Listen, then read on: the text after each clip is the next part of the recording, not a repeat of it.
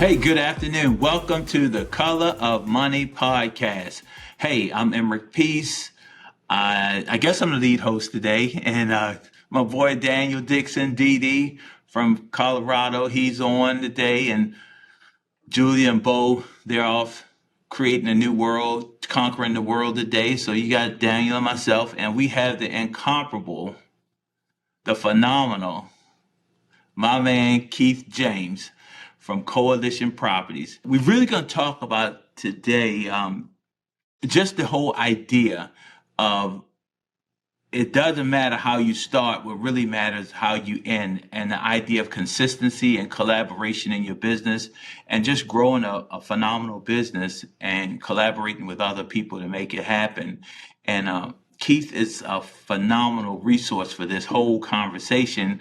I've really known Keith for about 3 years. I knew of Keith when they first started, but Keith and I, we not only real estate brothers, we basketball brothers, just a good brother. Folks, the whole coalition group, I've admired them from afar because I just love the way that these brothers came together and created a coexisting relationship. And it's about moving the needle forward. It's about growth and development.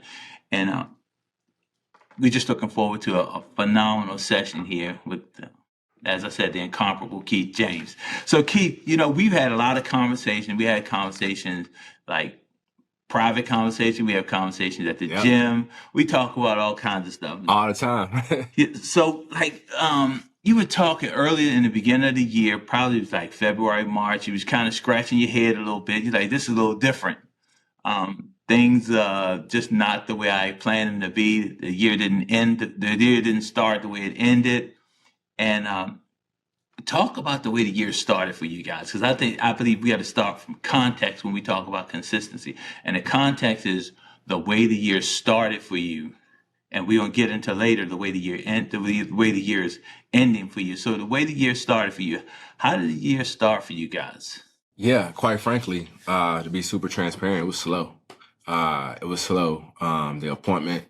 the appointments, and meeting with people. I wasn't in front of enough people at the beginning of the year. And I think honestly, leading up to like Q4 of last year, sometimes you can start to feel burnt out. But in the new year of 2024, I really felt like this was a strange year starting off from the P&L standpoint, from the energy standpoint, and also from the appointments, quite frankly, which is our lead indicator, right? That translate to closing. And I think too, you have a lot of, I call it factors affecting performance, right? Okay. Some of the things that we were focused on, and at the time I didn't know that, now you look up and you're like, oh wow, the fruits of the labor, you see it now. But we were working on onboarding like crazy because we knew we had to bring on more agents, but we had to get our systems tight. And that was super important. And we were kind of doing a lot of the not so fun stuff. Like we cut our budget down from 160,000 to under 100,000, right? And I have to credit my business partner, Ryan, a lot because like we had to become very lean. And that was kind of like the stuff that was punching you in the face, the budget you see. I'm like, how did we spend that? What's going on? But it was like the not so fun stuff we were spending a lot of time on. And I felt like, man, I'm not even able to go do appointments because I'm so tied into this and things of that nature. But, we definitely see the fruits of the labor working out now. Right. Well, the incredible part of that is like where the focus goes, the energy flows. And as business owners, as entrepreneurs, sometimes we lose sight of what we're working on because we're trying to build the business of the future, but we get away from the business of right now and booking those appointments. I think for agents that are listening, appointments are single-handedly the most important thing in our business. You've got to meet with more people. You've got to talk about real estate, have buyer consults, have listing consults, and keep building that pipeline. It's a huge metric that I don't think enough agents pay as close of attention to as the true leading indicator to their business. Absolutely. Yeah. Hey, so here's the deal, Keith. All right. So now I just want you to know we've fallen in too much of a formal structure, Daniel. We sound like really corporate in this conversation, and that is not our conversation.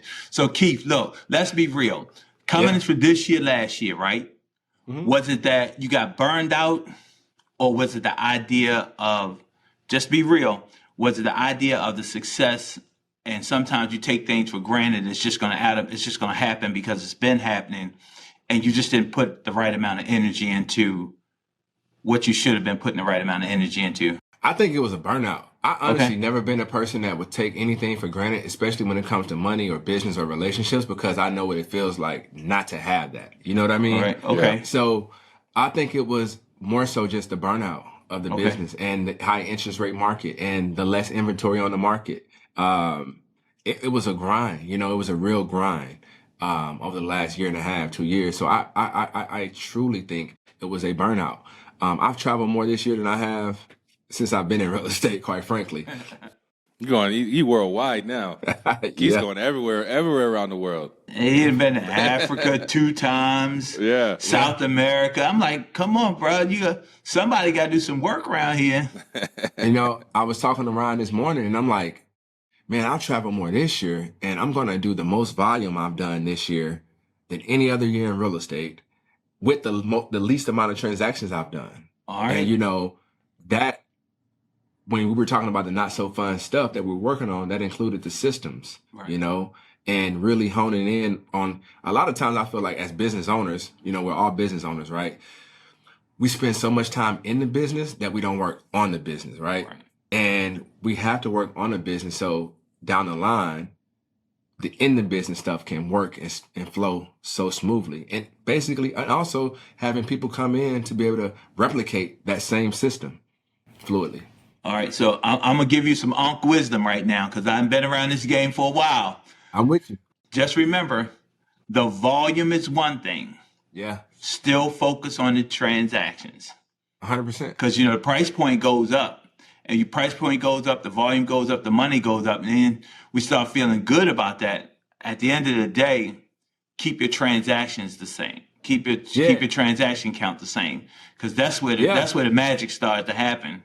So just food for thought. No, I'm with you on that. But you know what I think that I leaned into more is being able to pass more deals off to where I don't have to do so many transactions, you know, to our agents. For me, is that called leverage? 1,000%. And that was some of the not so fun stuff, right? And that was tough for me a couple of years ago, being able to pass deals off. And, you know, it was tough because you're the great socialite. You want to talk to people all the time. Can't nobody do it better than you. If I show 100%. up, everything will work out. 100%. Always. And so what happens when we start doing that, like we go back into an employee mindset where we start trading time for dollars. Absolutely. When you leverage, you trading dollars for time because guess what? You're getting your time back. You're not making as much money on that particular transaction. However, you're getting your time back. The quality of life is coming back. And then you can focus on the higher price point clients and you can do less deals, make the same amount or have the same volume and you're buying your time back at that point. So Absolutely. I get it. I get what you're saying there. Absolutely. And Daniel, I know you know about that. Yeah, I don't even know how your machine runs crazy. And I'd be like, damn, that dude doing what? What? Well, I mean, you got to slow down before you can go fast. Right. Right. So I think, Keith, there's a lot of agents that we talk to that have a challenge with leverage, that have a challenge with handing things off or delegating. Talk to me a little bit about how that how did that click and how does that work? Because you're making more money, the business is growing, you're traveling more than ever. This is the life that agents want to live, but you also don't want to be waking up in a different time zone, having to write inspection objections and write contracts and things like that. So like how did you handle the delegation? Like how did that click inside of your world, and what does that process and system look like? Well, I think kind of going back, I had to be coached for opportunities like this. Like coaching was very important. Shout out to my coach, Jen Davis. Yeah, she's a beast. Man, I mean, I've been with her since 2021, and she helped me hire my first showing specialist, bring on amazing leverage as far as transaction coordinating, and perfect our transaction coordinating systems and things of that nature. And so I had to be coached to be able to even like have the mindset of like what leverage looks like, right? Before my showing specialist, I was showing houses, right? And I was burning out so fast. We would get to June and I'm like, man, how can I do this for the rest of the year, you know? And so I had to be coached. And I also am thankful for my two business partners Harrison Beecher and Ryan Butler for also staying on me and holding me accountable for leverage, because they're like, Keith, like, this is your game. You do this better than a lot of people out here when it comes to getting deals to the closing table and meeting with people in your ecosystem. But you got to have some leverage, because the more leverage you have, the further that we can go as a unit, right? And I've always been a team player, quite frankly.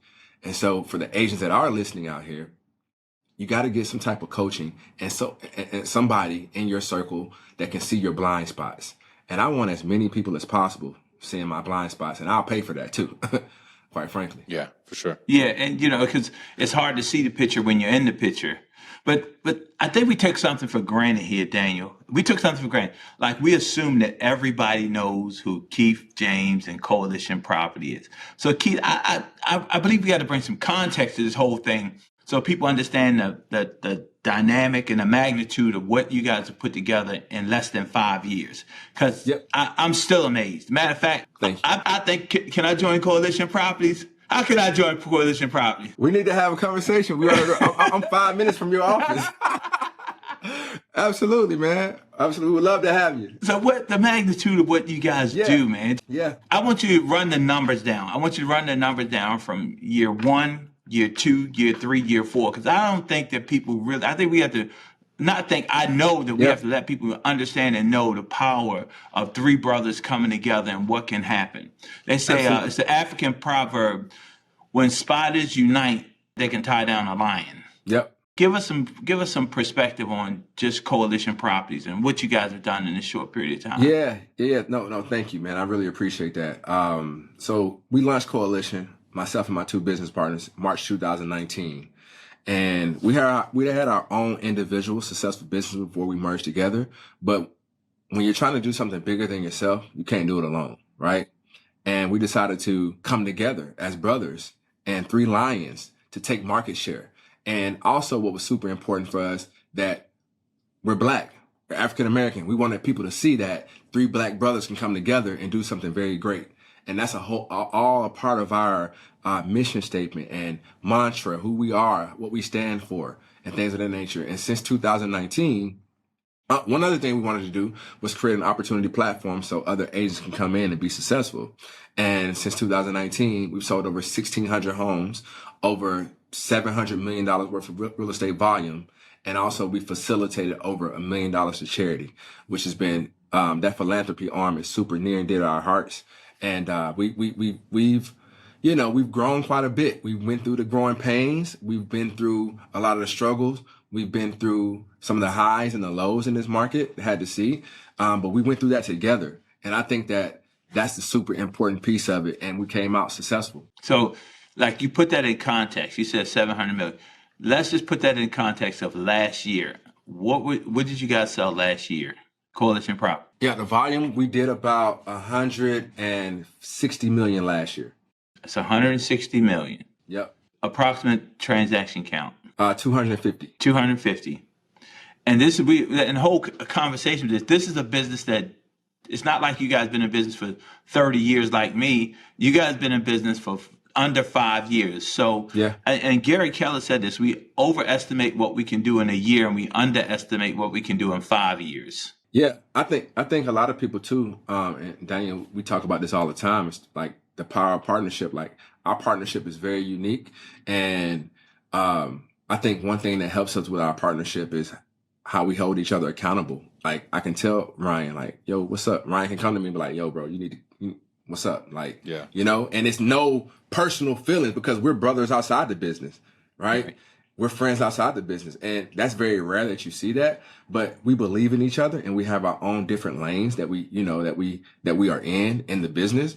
But that accountability piece is super important. What I think is inspiring with you guys too is none of you guys have egos, or maybe you do, but I don't see it. Like, I know each of you guys. Oh, Keith got an ego. Keith got an ego. He doesn't. No, that's on the court. Well, then, doesn't he? That's on the court, Emerick. That's on the court.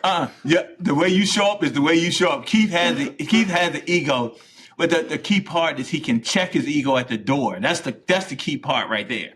You can check his ego at the door. Well, I mean, that's the play. Like, you can't create partnerships and grow something big when you guys see that this is you're building something bigger than yourself. Absolutely. And you can have those authentic conversations and check each other in times of need, because it's not easy building a business, especially in tough times. And to know that you have partners that can tell you the truth, that, at the end of the day, whatever I say to you there's love underneath it. Exactly. There's no spite. There's no jealousy. Right. There's all love underneath it. And we're on the same path. And I think that's super, super, super cool.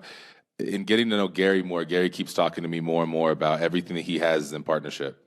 And it's changing my mindset on how I grow in the next phase of our world. I'm missing other partners inside of my world to be able to go build something bigger with. Yeah. And you know what? That's super key. Like for me, when I started in this ownership journey, what was before that?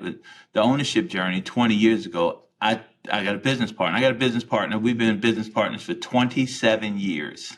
Yeah. Right? Wow. We have never had an argument over money. When I say never had an argument over money. Matter of fact, I don't think we ever had a real argument. Now, we have said some choice words to each other because we didn't like something that somebody did. I didn't say that. But we have never had a real argument where it came to a breakdown because we don't count.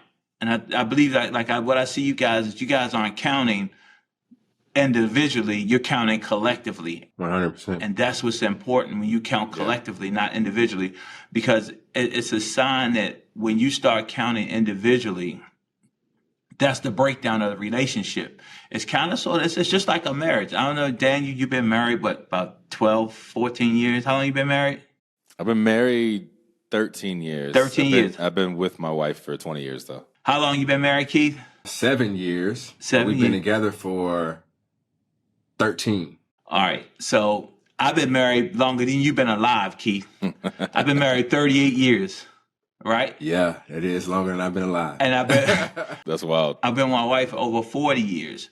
So what I'm saying is that, it shows up in partnership and relationship. It shows up in your business.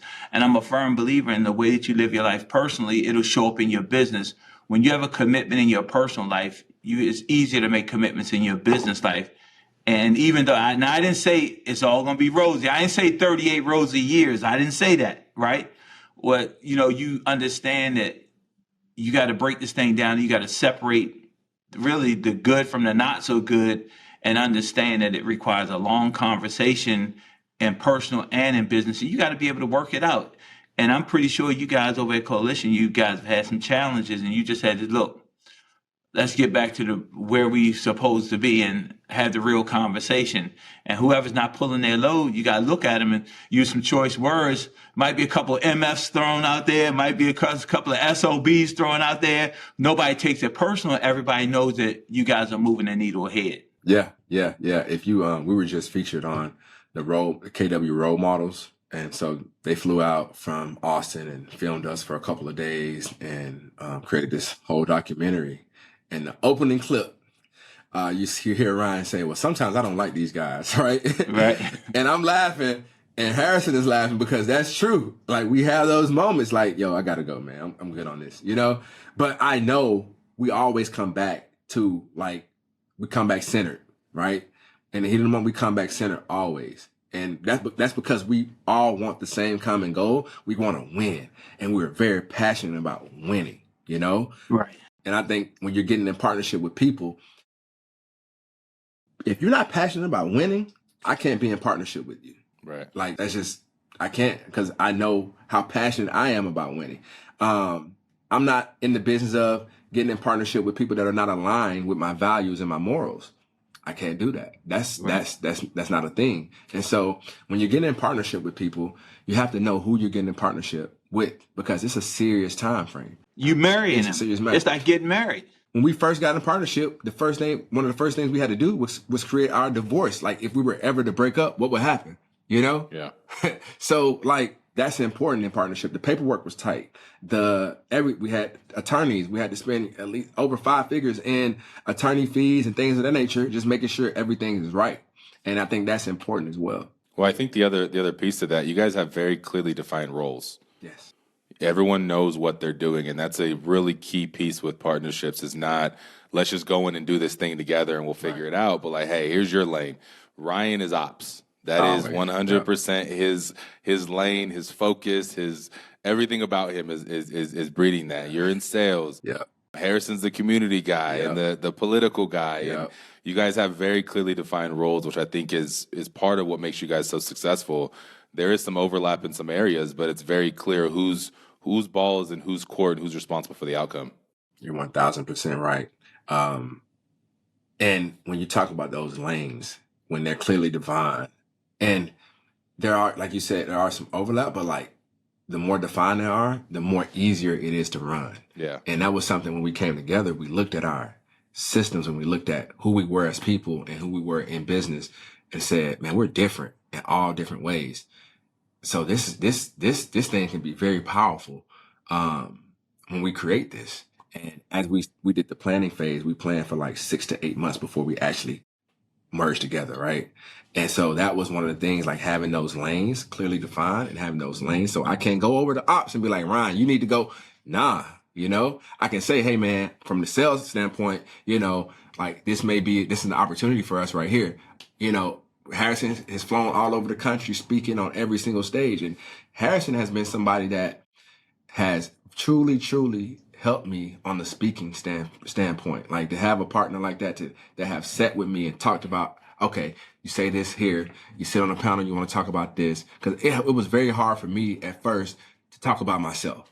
Like that was just like, I used to get in trouble. My mom used to tear me up for bragging, and I felt like it was bragging, but Harrison broke it down like, no, you need to be able to go from one to one to one to many, because you have a story. You come from where you come from and where you are now, like you have a story to tell. And I'm super passionate about it. See, Dan, I told you, Dan, he got an ego. He just check it at the door. See, I told you, they try to, oh, no, all this humility. I'm sitting there looking at him like he giving this old composed conversation that we having.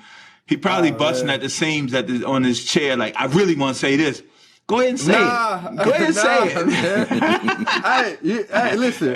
At least when you go into war with me, you're going to have somebody on the front lines fighting and ready to win. 1,000%. Yeah, I remember playing basketball with him the first time. I was like, oh, this is a different human. Yeah. I've known Keith for like 2 years. We was hooping. I was like, oh, he's different. Absolutely. Oh, absolutely. Absolutely, man. You get me, we got to get to a certain goal. We got to win this competition, or we got to do X, Y, and Z, man. Like, you're going to be like, man, who is this guy? Like, yeah, it's a whole other different mindset. Fierce competitor. That's what it takes to go to the next level. You got to be willing to leave it all out there and just take it to the next level. We started the conversation about this rough year, and let's talk about this whole idea of, the way that the year turned, being consistent. Yeah. How did that all work out? So now we're in October. We know what January, February, and part of March was. Now let's talk about April, May, June, and moving forward. Yeah, I think last month, man, we did about 20 million total for the month, and that was like one of our biggest months this year. And I think a lot of people get very when it gets boring. Sometimes success is boring, and when you are consistent in doing this one thing and you're good at this one thing, people go try to do other things because they think grass is greener on the other side. But you're really good at this, you should be focused on this, right? And I think we really got back to the basics, went to our database and looked at our people who know, like, and trust us and loved us, and started leaning on them heavy. And really leaning on them. I got very intentional. Like I do, if anybody is looking for a good book to read as agents, I recommend this book right here, 7 Levels of Communication. This book and Rich Dad, Poor Dad are the 2 books that changed my life. Great book. In business and real estate, quite frankly. And so I got very intentional and put my head down and said, hey, it's time to go to work. This is what I'm going to focus on for the next 3 to 6 months, because I know what type of outcome I want. Me, Harrison, and Ryan. And another thing that we saw, that trickled down throughout the company when we did that. It trickled down. That energy that we brought to the table, our agents, oh man, like they turned up tremendously. Even admin, like the admin team was like, oh wow, like it's a different type of energy. So, that's something that we had to do. And as leaders, a lot of times, we're figuring it out as well. We're learning. and we're figuring it out. We have mentors and things like that, and we have people that we can call. But sometimes you have to really check yourself and say, hey, get back to the basics, do what was working, and just keep it going. Even though it may be boring, but success is boring. And now we're seeing the fruits of our labor by doing that.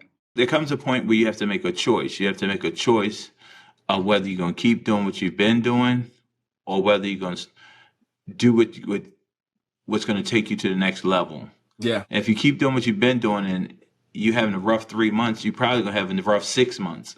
Yeah. And then when you flip that around, you do what you know you have to do, which has been what's made you consistent. When you go back to that, that's the game changer right there, because that's going to produce you results. Now, what the other part about that, what people really have to understand, that doesn't mean you don't grow and adapt. Yeah. That just means you go to your core fundamental basics of what got you to where you are, because the fundamentals are fundamentals. And as long as you're fundamentally sound and you're practicing the fundamentals, and just like you said, you're really good at something, you master it, then you can ad lib, you can add some other components to that. However, your basic fundamentals of what you do stay the same. 100%, 100%. And our events, like, we're an events-based company. Like, in this area, we're doing events. Like, Emerick, you've been to our events. Like, we throw parties, we have a good time, and we bring people out, and we bring influencers out. Our events are top notch here in the DC metro area. And I think we had to get back to that as well. Making sure when we do have events that we're not just having events to have events, but also capturing the data and the leads that are coming to those events, especially if they're new people, to be able to have that system in place to where we're setting appointments from the events. That was when we started this thing, that was our key core foundation. If we're at an event, we need to set a certain amount of appointments from this event so that this event can be paid for, quite frankly. And we track that. We had got away from that, and now we're back doing that, and that's helping out a lot. Even just from the CBC event that you just came to, Emerick. If anybody's not familiar with Congressional Black Caucus, that's a week here in DC where people in politics and black people in politics, black people in government fly into DC and learn more about legislation, what's going on in America today, and how can we make it better, and also celebrate. And even just from that event that we just had, I had like 10 appointments coming from that event. Like after that event, just 10 appointments. That entire week, I had like 20 appointments from that week. And I'm not saying that, okay, you got to go out and get 20 appointments, but you need to get some if you're out and about. And that's just lead generating. Yeah. Lead generation is meeting people and getting face to face and having appointments. You got to get belly to belly with the people, man. Absolutely. Yes. Absolutely. Yes. So going back, we're still having this conversation about this consistency. And so you say you did 20 million last month. What about the gray road? I'm calling the gray road, when you took the dip in coming into March, from March to June, I call that the gray road because you had to make a comeback. You had to you had to level set, go back to fundamentals. It wasn't fun. It wasn't easy.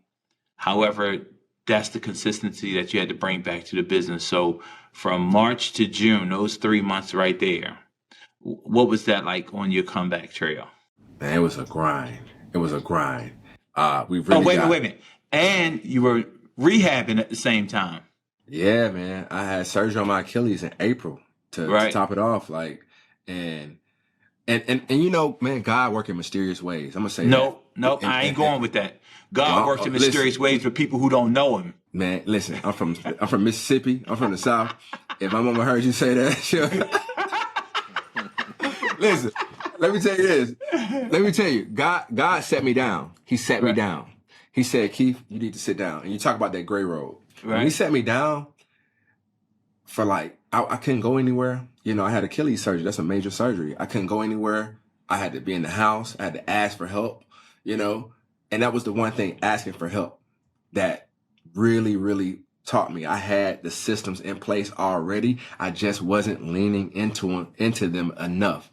And by me sitting down, it really showed me, and I really saw oh my God, we've created this world that we have of people that are great people. You just need to lean into them more, right? And so that was super important. You talk about the gray road.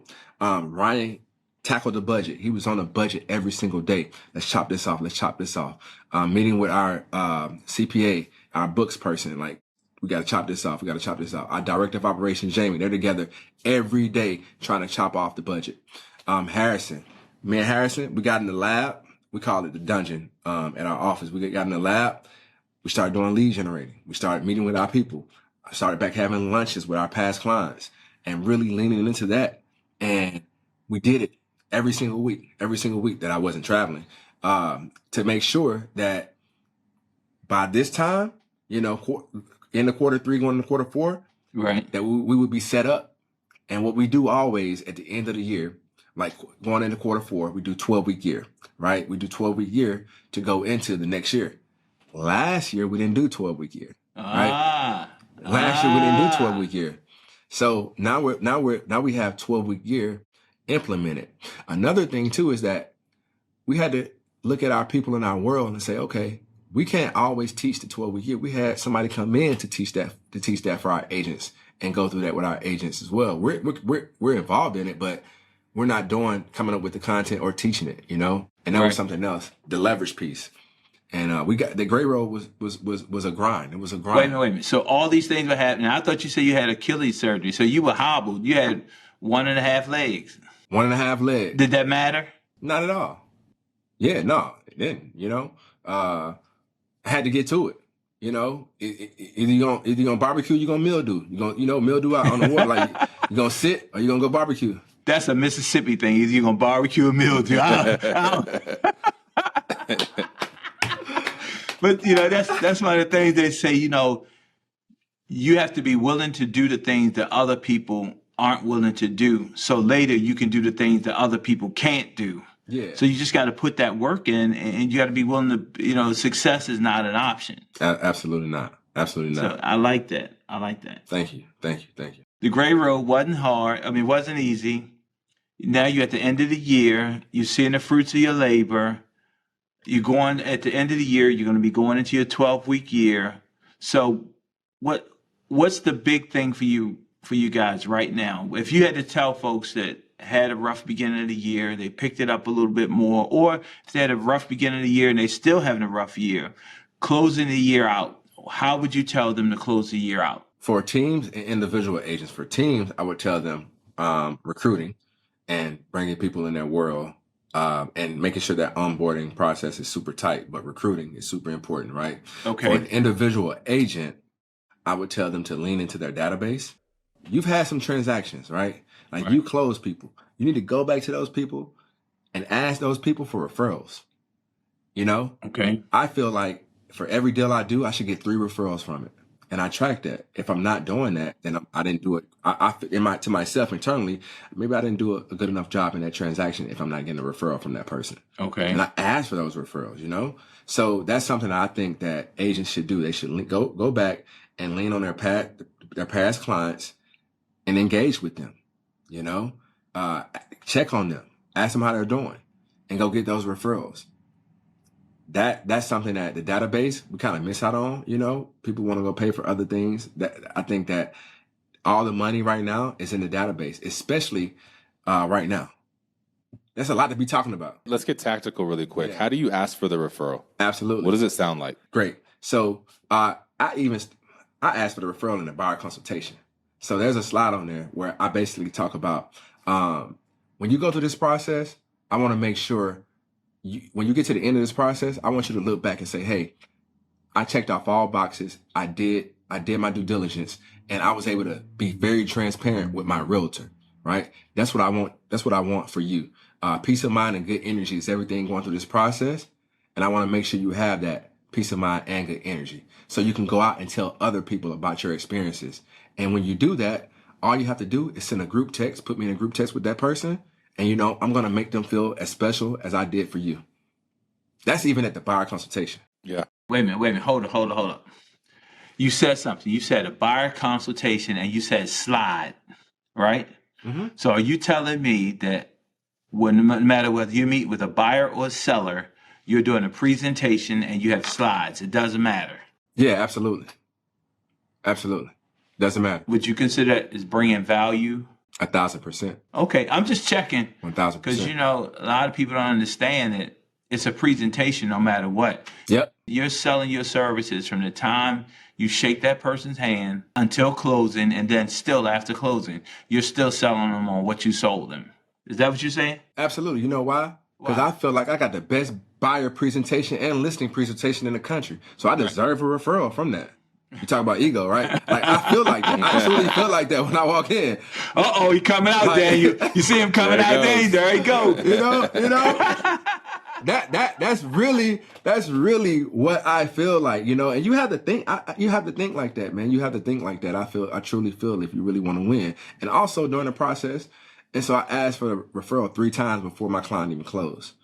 When I do, if we're negotiating inspections and things like that, I'll say, hey, typically you don't really get this, but we're going to ask for it anyway.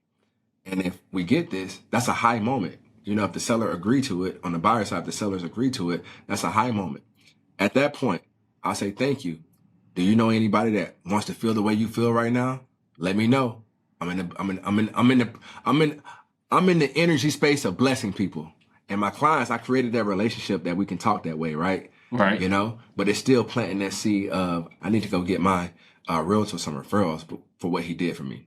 And then at the closing table, we take that cool picture and we go viral.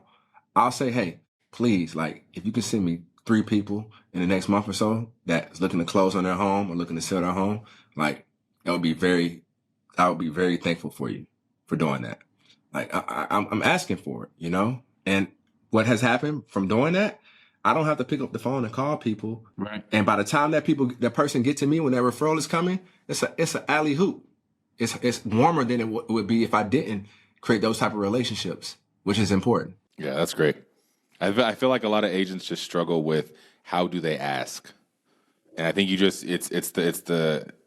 setting the tone when we first meet. You're asking again when you do something for them, and you're reminding them at the end. But I think the big thing I loved about what you said is you said the next 30 days, not the next 6 months, not the next 12 months. 3 people in the next 30 days that I can help and that I can bless as well. That's good. I like that. 1,000%. Because we all know, when you're going through the process of home buying, that's all you're thinking about, right? So people are asking you about your process.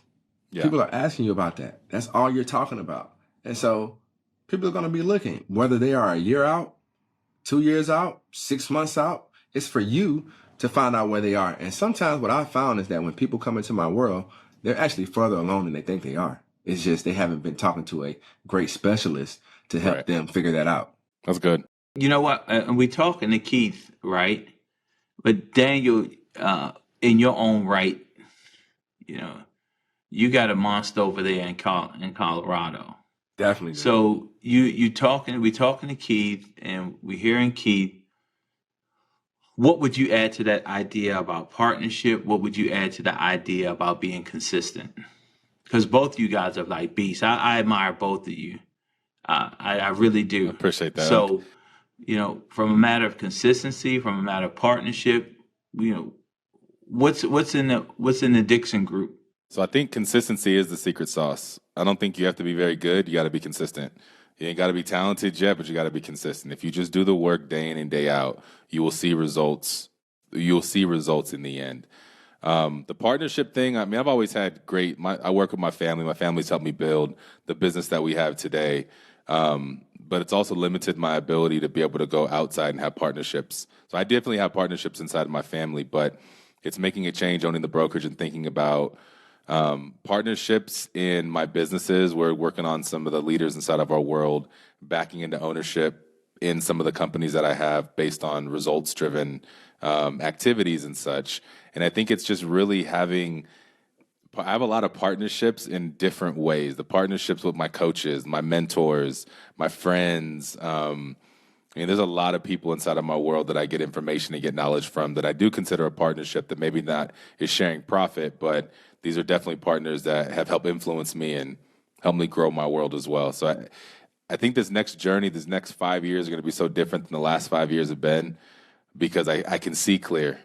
I know what's happening. I know what I need to do differently this time than I did as I was learning on the way up. Good, Keith. I was just going to add one thing. That was transparent, but so true. And this is a quote that I'm a big quote guy, right? I really believe in this quote. And in the first 5 years is not where you get rich. It's where you get good. Yeah. It's where you get good. Absolutely. You know what I mean? Like, if people don't understand that, it's not going to happen overnight. Right. But that consistency, you don't have to be as good. You don't have to be as talented. You just got to stay consistent. Yeah. It's the secret sauce. And that's real because, and a lot of people don't understand that where consistency trumps talent time over time. Yeah. There's just a whole lot of people that's talent, and they're not willing to put in the work and they're not willing to be consistent. And that consistency brings about mastery, and that mastery brings about, I call, my world is phenomenal. That mastery brings about phenomenal. And you can't take that away. Yeah. You can't take that away. That's not a talent. That's a grit. That's a gut. That's a hard thing. And both of you guys, that's the reason why you're so successful. And then that other thing you said about partners, Daniel, I believe that sometimes people get hung up in that idea of who their partners are. You may have partners that are physical to you, and you may have partners that are monetarily compensated. We have to know and understand that we have a whole group of partners that may not be monetarily compensated. Their compensation is through the strength of the relationship and their ability to share and their ability to lean on each other and their ability to grow. And just what you said, my big thing, and I say this all the time, relationships will take you places money can't. That's my favorite quote by you, Emerick. That's my favorite quote by you, man. And when you're in a relationship with people, when you establish those partnerships with people and it's based on that relationship, it's no amount of money that can make up for that. Because I can have $1 million. I can have $1 billion. If I don't know who you know, I'm still going to be missing something. And my money won't get me what you can get from your group of people that you're in relationship with in your partnership. The last piece of that I'm learning too is I need help. Right. The first part of this journey has been just put it on my back and I got it. And now I don't know if it's because I'm getting closer to 40, but I'm starting to have fractures in my armor. These little splinters in my armor, and I'm like, man, I need someone to come do the lifting with me. Like, let's go do this together. Yeah, let's go. You know I ain't gonna let you off the hook. I'm gonna bring that legacy thing up, right? You always do. As you get closer to 40, Keith, you got a few more years. Yeah.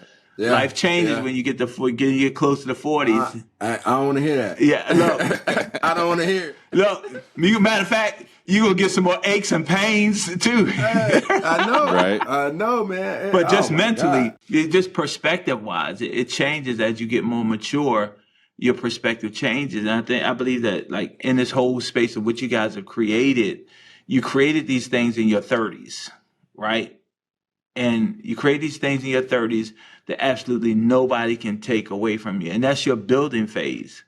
Now, as you move into the next journey, when you get into your 40, the real question is, okay, now that you built it, how are you going to share it? How are you going to share it? And when you figure out how to share it, the growth that you will experience personally, professionally, and monetarily, off the chart. Just remember that. The question is, how are you going to share it? It'll change your world. Yeah. It's a great way to end, Unc. That's powerful. That's powerful. Yeah, so it is. We have 44 minutes and 53 seconds, and we could keep going for real. However, somebody who has to deal with our podcast, they're gonna be a little upset with us because they're gonna figure out it's all this good stuff. How do I cut something out of it and get it down to 40 minutes? In any event, hey Keith, yo man, I appreciate you. Thank you. I appreciate the energy you bring to me. I appreciate the energy you bring to an old guy. And I just want you to know, this is kind of crazy. Like, we play basketball together, we talk, all that kind of stuff. Yeah. But just real. I'm old enough to be your damn dad. I know, man. You motivate me. When you get on the court, man, you motivated me. You motivate me. The whole thing is, and I'm willing to learn. I'm willing to learn. It doesn't matter. And that's one thing that we got to blank this whole thing out. We got to be willing to learn from each other, because if I really knew everything, we wouldn't even be on this podcast. I'd be on my private island drinking a cold drink. And since I'm not there, we just got to pour into me. I got to pour into you. Dee, I got to pour into you. You got to pour into me. As brothers, we got to figure out how to pour into each other and make some phenomenal things happen for us in the world. And I'm going to let Daniel close us out, because he let me carry this whole conversation, and he was kind of quiet, even though he had all kinds of input. So, Dee, close us out, bro. I think this is a great episode. Again, I think that what a lot of listeners love about it is just authentic conversations. And Keith, you brought the heat. Thanks, man. Authentic, real, true. Thanks. Thank you. I appreciate our friendship, and absolutely. Thanks for joining us today, my brother. Likewise. Thank you, guys. This podcast is for general informational purposes only. The views, thoughts, and opinions of the guest represent those of the guest and not KWRI and its affiliates, and should not be construed as financial, economic, legal, tax, or other advice. This podcast is provided without any warranty or guarantee of its accuracy, completeness, timeliness, or results from using the information. Warning: you must comply with the TCPA and any other federal, state, or local laws, including for B2B calls and texts. Never call or text a number on any do not call list, and do not use an auto dialer or artificial voice or pre-recorded messages without proper consent. Contact your attorney to ensure your compliance.